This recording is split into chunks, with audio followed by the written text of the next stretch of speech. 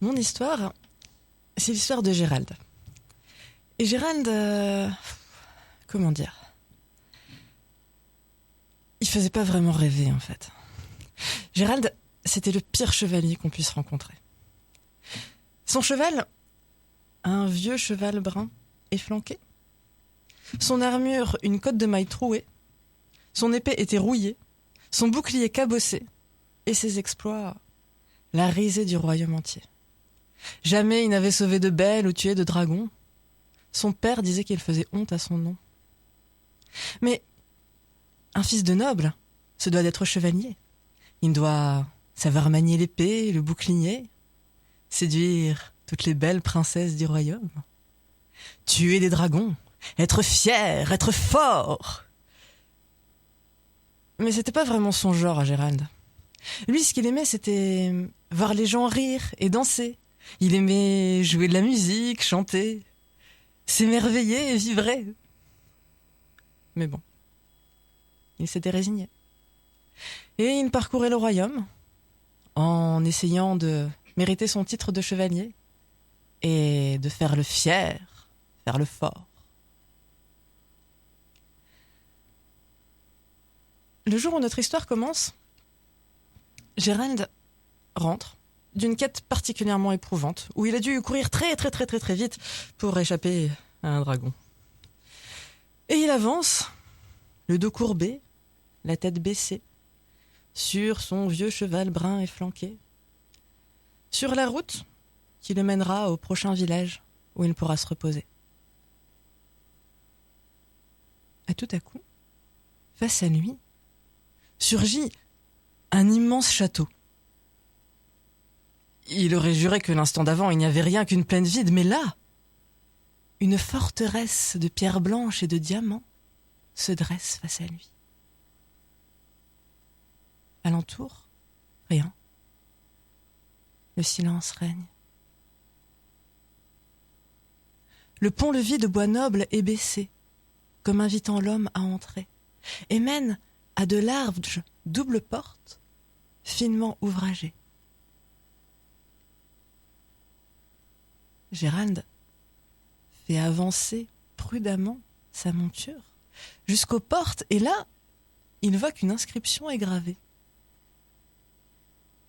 Ô toi humain qui ose franchir le seuil de ce château, sache que jamais ne ressortira sans avoir changé de peau. Gérald ne comprend pas franchement ce que ça veut dire, mais à peine a-t-il dit ces mots que les doubles portes de marbre blanc s'ouvrent en silence sur une grande cour pavée de pierres blanches.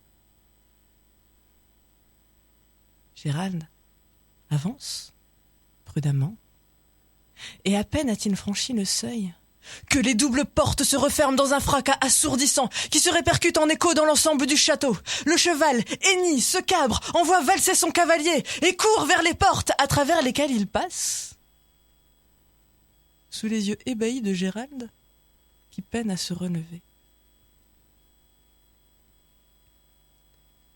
Spong, spong. Derrière lui, Gérald entend spong, spong.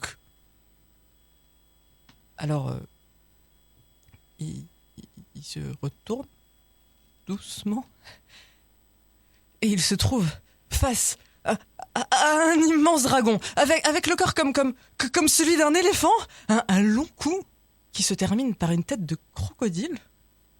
Il a des écailles noires qui recouvrent tout son corps, des grandes ailes de chauve-souris. Ses yeux, rouges, flamboyants, fixent Gérald sans ciller. De la fumée sort de ses naseaux.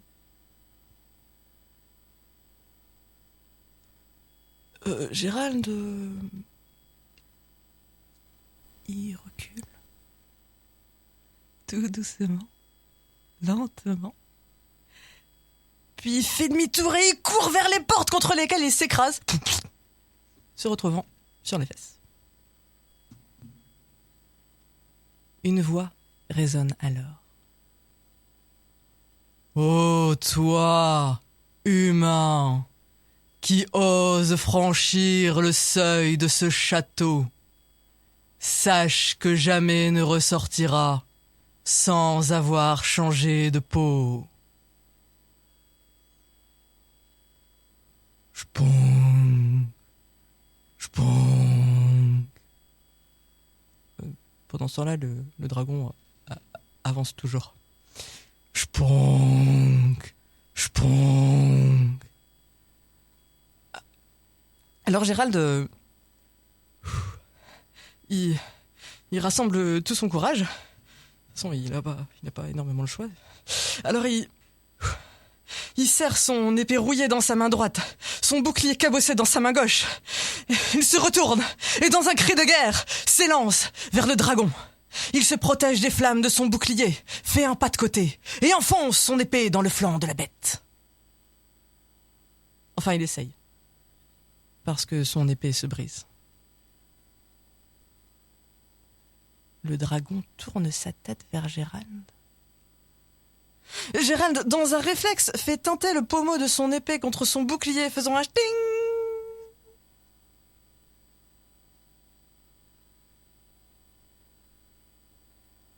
Et il se passe plus rien. Alors, Gérald jette un œil et il voit que le dragon s'est arrêté.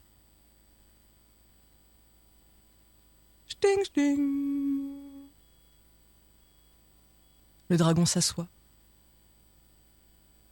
Sting, sting, sting. Le dragon penche la tête. Alors Gérald s'assoit face au dragon. Et il se met à jouer.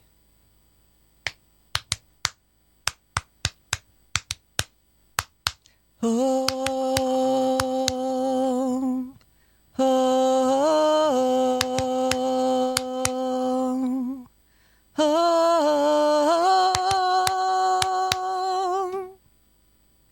Les yeux du dragon commencent à changer de couleur. Ils deviennent orange, puis vert, puis bleu.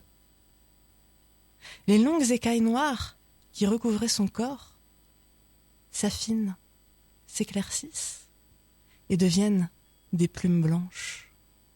Oh, oh, oh, oh, oh.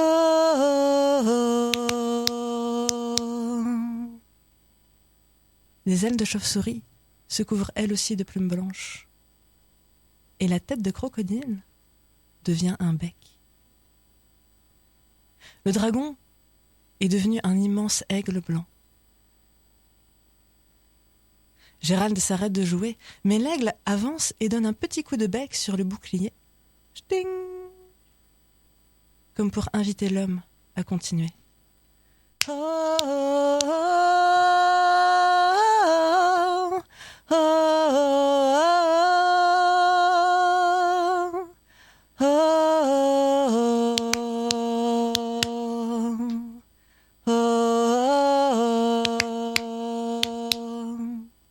L'aigle se met à danser. Il danse et il tourne sur lui-même, de plus en plus vite, jusqu'à ce qu'on ne voit plus qu'une lumière blanche.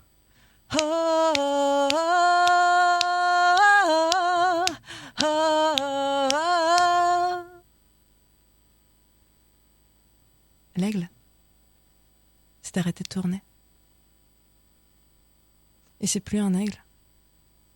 C'est une bonne jeune femme, avec de longs cheveux noirs, des yeux bleus. Elle porte une robe blanche toute simple, et elle lui sourit. Je m'appelle Aglia. Merci. Les doubles portes s'ouvrent en silence pour laisser sortir les deux jeunes gens qui ont changé de peau.